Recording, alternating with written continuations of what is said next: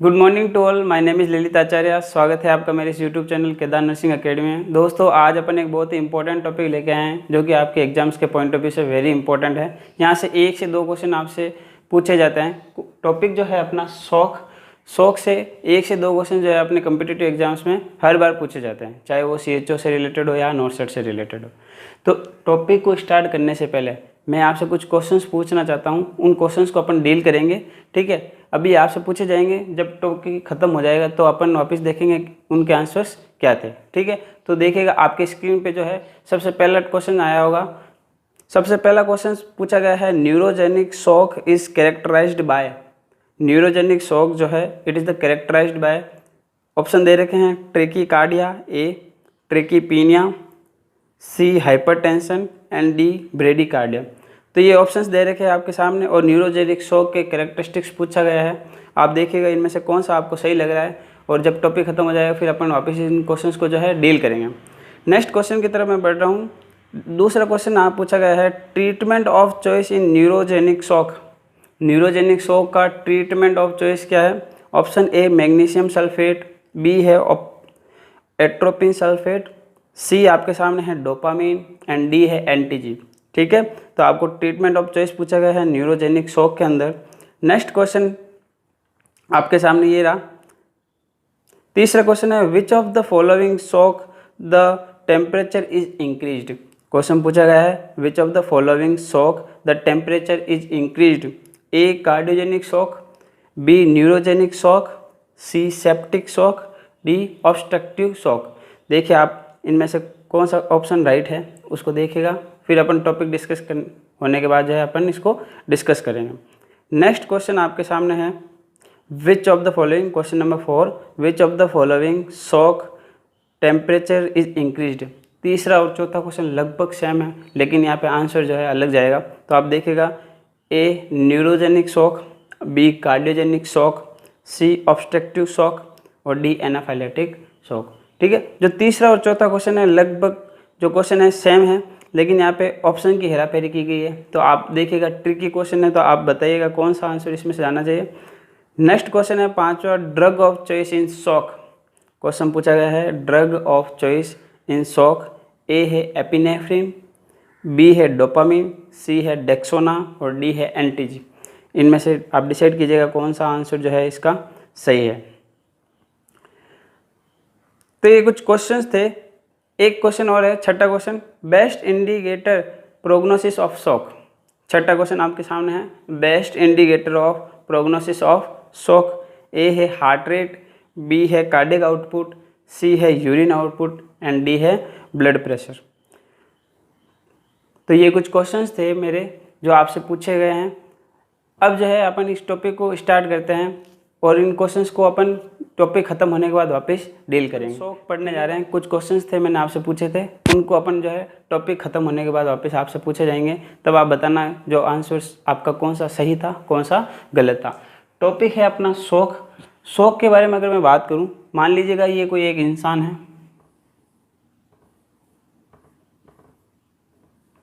और इसको अपने बॉडी के अंदर मेटाबॉलिज्म के लिए 100 ml पर मिनट के हिसाब से जो है इसकी डिमांड होती है। 100 ml पर मिनट के हिसाब से इसकी डिमांड होती है। अगर ये 100 ml 90 पे चला जाए तो बॉडी में ज़्यादा इफेक्ट नहीं आएगा, क्योंकि यहाँ पे 10 ml ही क्या है, कम हुआ है। अगर ये 80 ml चला जाए तो भी ज़्यादा फर्क नहीं पड़ेगा, बॉडी ज़्यादा एक्शन नहीं लेगी, बॉडी काम चला लेगी। अगर यही 70 ml पे चला जाए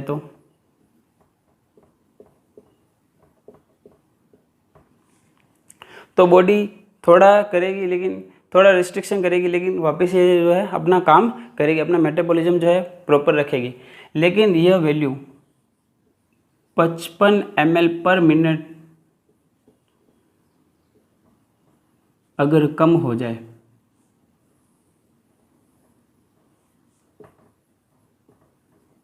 तो यहाँ पे जो है अब बॉडी काम नहीं करेगी। यहाँ पे जो है जो प्रॉपर टिश्यू को परफ्यूजन नहीं मिल पाएगा, जिस वजह से जो है ये आदमी किस में चला जाएगा, शॉक के अंदर चला जाएगा। तो शॉक की डेफिनेशन ये है decrease the tissue perfusion.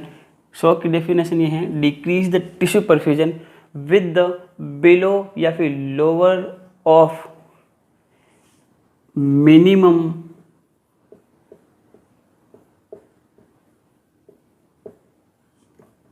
Metabolic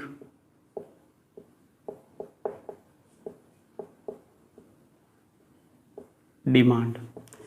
मतलब इसके टिश्यू के परफ्यूजन के लिए जो मिनिमम मेटाबॉलिक डिमांड जो थी वो अब 55 ml से भी क्या हो गई, कम हो गई। ठीक है, इस कंडीशन को अपन बोलते हैं शॉक। आपकी डेफिनेशन ये है decrease the tissue perfusion with the below या फिर lower of the minimum metabolic demand. ठीक है, बहुत इंपॉर्टेंट डेफिनेशन है। अब देखिए, जिस प्रकार सीपीआर देने के लिए कुछ क्राइटेरिया फिक्स होते हैं, देखिए सीपीआर देने के लिए भी कुछ कार्डिनल साइंस होते हैं, उनको देखकर अपन जो है सीपीआर परफॉर्म करते हैं। जैसे अगर मैं बात करूं सीपीआर के लिए, तो सीपीआर में आपका सबसे पहला जो पेशेंट होना चाहिए अनकॉन्शियस होना चाहिए। सबसे पहली चीज़ क्या होनी चाहिए उसके अंदर, अनकॉन्शियस होगा तभी तो अपन सीपीआर दे पाएंगे। दूसरी चीज़ उसके अंदर क्या होना चाहिए, एपनिया होना चाहिए, मतलब यहाँ पे ब्रीथिंग जो है एब्सेंस होनी चाहिए। तीसरा यहाँ पे क्या होता है, पल्स लेसनेस होना चाहिए। क्या होना चाहिए, पल्स लेसनेस होना चाहिए। डायलेटेड प्यूपिल होनी चाहिए। तो ये कुछ क्राइटेरिया है जो अपन देखते हैं तो अपन बोलते हैं इसको सीपीआर देने की आवश्यकता है। तो अपन कैसे बताएंगे कि ये शॉक की कंडीशन है, तो कुछ कैरेक्टरिस्टिक्स हैं जिसको देख करके जो अपन बताएंगे कि ये शॉक की कंडीशन को डिनोट करते हैं। तो सबसे पहला जो है इसमें वो है हार्ट रेट। वो क्या है, हार्ट रेट। हार्ट रेट की बात करें तो शॉक के अंदर क्या होता है, decrease the tissue perfusion. Heart के पास में अगर ब्लड सप्लाई कम आएगी, ब्लड अगर सर्कुलेशन के लिए कम आएगा तो हार्ट जो है ज़्यादा पंप करने की कोशिश करेगा। तो यहाँ पे जो नॉर्मल अपन की जो हार्ट रेट जो होती है वो कितनी होती है, 70 से 72। लेकिन यहाँ पे जो है मोर देन आपको क्या देखने को मिलेगी, 100 बीट पर मिनट आपको देखने को मिलेगी। मतलब कि आपको क्या देखने को मिलेगा, ट्रैकीकार्डिया आपको देखने को मिलेगा। हार्ट रेट यहाँ पे इंक्रीज होगी। वेरी इंपॉर्टेंट, शॉक के अंदर जो है आपको हार्ट रेट क्या मिलती है, इंक्रीज मिलती है। ठीक है, अब बात करते हैं दूसरा अपना कैरेक्टरिस्टिक होगा ब्लड प्रेशर पे। ब्लड प्रेशर की बात करें तो नॉर्मल ब्लड प्रेशर जो होता है, नॉर्मली ब्लड प्रेशर जो होता है वो कितना होता है, नॉर्मल ब्लड प्रेशर जो होता है 120/80 mm ऑफ Hg होता है। कितना होता है, 120/80 mm ऑफ Hg जो है नॉर्मल ब्लड प्रेशर होता है। इसके अंदर जो ब्लड प्रेशर एबनॉर्मल होगा वो होगा सिस्टोलिक। कौन सा होगा, सिस्टोलिक। जो सिस्टोल के द्वारा जो होता है, सिस्टोलिक जो आउटपुट फेंकेगा। ठीक है, तो सिस्टोलिक यहाँ पे क्या हो जाएगा, कम हो जाएगा, क्योंकि कार्डियक आउटपुट क्या है, कम है। कार्डियक आउटपुट यहाँ पे क्या है, कम है, इसीलिए यहाँ पे सिस्टोलिक जो ब्लड प्रेशर है वो क्या देखने को मिलेगा, डिक्रीज देखने को मिलेगा। और आपको पता है सिस्टोलिक ब्लड प्रेशर कितना होता है, 120। तो यहाँ पे जो है आपको लेस देन क्या देखने को मिलेगा, less than 100 mm of Hg आपको देखने को मिलेगा। Less than 100 mm of Hg आपको जो है ब्लड प्रेशर देखने मिलेगा। तो ब्लड प्रेशर कौन सा कम हुआ है, सिस्टोलिक ब्लड प्रेशर आपका जो है कम हुआ है। तो मतलब आपको हाइपोटेंशन देखने मिलेगा। क्या देखने को मिलेगा, हाइपोटेंशन। तीसरा करेक्टरिस्टिक्स है वेरी वेरी वेरी इंपॉर्टेंट, आपसे पूछा जाता है SI। SI का मतलब क्या है, यहाँ पे SI का मतलब है शॉक इंडेक्स। क्या है, shock index. Very very very important. और इसका जो फॉर्मूला होता है वो होता है हार्ट रेट बट्टे में ब्लड प्रेशर। हार्ट रेट बट्टे ब्लड प्रेशर। हार्ट रेट की बात करें, यहाँ पे अपन नॉर्मल निकालते हैं। जैसे हार्ट रेट मान लीजिए कितनी होती है टोटल, तो अपन मानते हैं 70 अपनी नॉर्मल हार्ट बीट होती है। ठीक है, अब ब्लड प्रेशर कौन सा लेना है, सिस्टोलिक लेना है। मैं यहाँ पे लिखता हूँ सिस्टोलिक ब्लड प्रेशर। तो यहाँ पे सिस्टोलिक ब्लड प्रेशर कितना होगा, 120 है। अपन मानते हैं नॉर्मल 120 होता है, तो ये हो गया 120। 10 से 10 गया। अब आप इसका भाग दोगे तो ये लगभग वैल्यू कितनी आएगी, 1 से कम, 1 से कम, बिलो 1। मैं ऐसे लिख देता हूँ बिलो 1। तो मेरे को ये पता चला है जो नॉर्मल इंसान होता है उसमें शॉक इंडेक्स जो होता है बिलो 1 होता है। कितना होता है? बिलो 1 होता है। अगर मैं इन शॉक की कंडीशन में बोलूँ, इन शॉक, अगर मैं बात करूँ इन शॉक की कंडीशन में, तो देखिए हार्ट रेट पे आप लिखिएगा शॉक से ज़्यादा, तो मैं लिख देता हूँ 110 लिख सकता हूँ, तो मैंने लिखा 110। आपका जो सिस्टोलिक ब्लड प्रेशर है वो कितना है? मैंने बताया था सिस्टोलिक ब्लड प्रेशर 100 से कम होना चाहिए, तो मैं यहाँ पे लिख देता हूँ 100 लिख दूँ। तो अगर मैंने 100 लिखा तो ये देखिए 0 से 0 गया, ये पॉइंट यहाँ पे बीच में लग गया, तो आंसर गया 1.1। 1.1 मतलब मोर देन 1। तो in the shock condition, very very very important, आपसे पूछा जाएगा कि in the shock condition shock index कितना होता है, तो मोर देन 1 आपका जो है आंसर हो जाएगा, मोर देन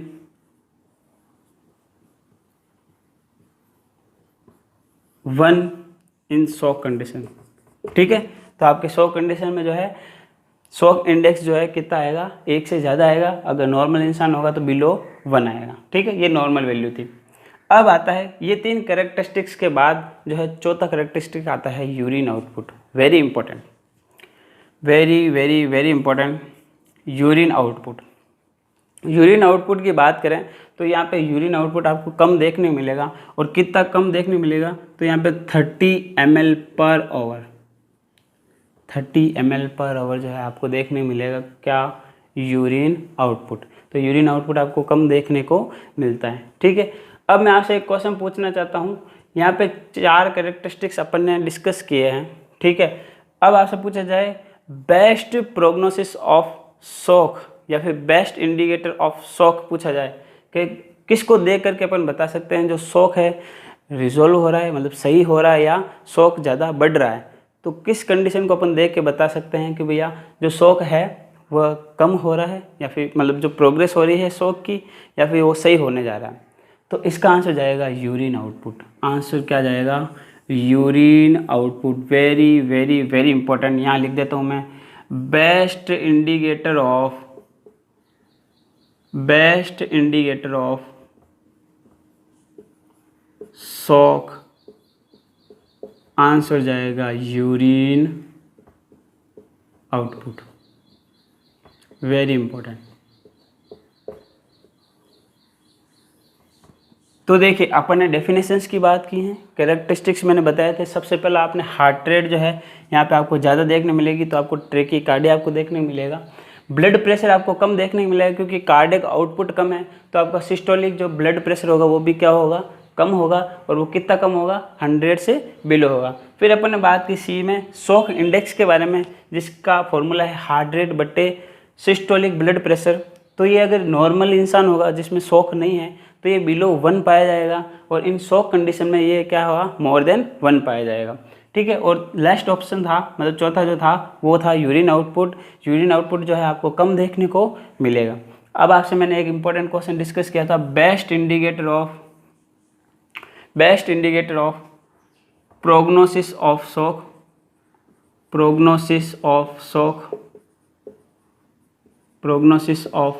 शॉक, और उसका आंसर क्या गया था? Urine output. ये थे कैरेक्टरिस्टिक्स और डेफिनेशंस। अब बात करते हैं टाइप्स ऑफ द शॉक। 3 तरह के शॉक मैंने डिवाइडेशन किया है। सबसे पहला जो शॉक है हाइपोवोलेमिक शॉक है, जिसके अंदर फ्लूइड वॉल्यूम जो होता है वो शरीर के अंदर कम हो जाता है, फ्लूइड लॉस होता है। और ये भी 2 तरीके का होता है, इंटरनली और एक्सटर्नली, वो अपन आगे डिस्कस करेंगे। दूसरा शॉक है अपने पास में कार्डियोजेनिक शॉक। कार्डियोजेनिक शॉक आप समझ गए होंगे, ये कार्डियक सिस्टम के रिलेटेड होगा, और इसके अंदर जो है आपकी जो हार्ट है, ये अपना जो हार्ट है उसके बाहर की तरफ जो लेयर पाई जाती है पेरिकार्डियम, इसके अंदर क्या होगा? इन्फ्लेमेशन होगा, जिसकी डिजीज होती है पेरिकार्डियल इफ्यूजन।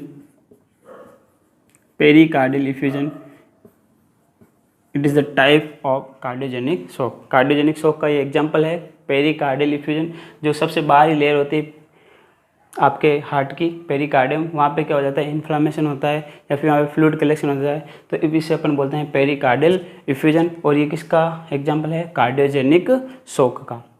तीसरा जो है अपने पास में वो है डिस्क्रिप्टिव, और डिस्क्रिप्टिव को याद रखने का एक बेस्ट ट्रिक है अपने पास में, सोना बाबू। क्या है? सोना बाबू। सोना बाबू आपने नाम सुना होगा, बहुत ही फेमस है सोना बाबू।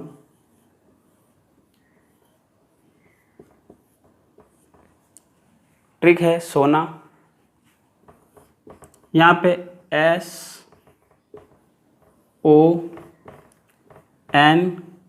और A, ठीक है। तो यहाँ से याद रखना डिस्क्रिप्टिव शॉक के अंदर ये कुछ सब टाइप्स हैं, जिसमें S का मतलब होता है सेप्टिक शॉक। क्या होता है? Septic shock, very important. O का मतलब होता है ऑब्स्ट्रक्टिव शॉक। क्या होता है? Obstructive shock. और N का मतलब होता है न्यूरोजेनिक शॉक। क्या होता है भैया? Neurogenic shock. और लास्ट है एनाफाइलेटिक शॉक। A का मतलब होता है एनाफाइलेटिक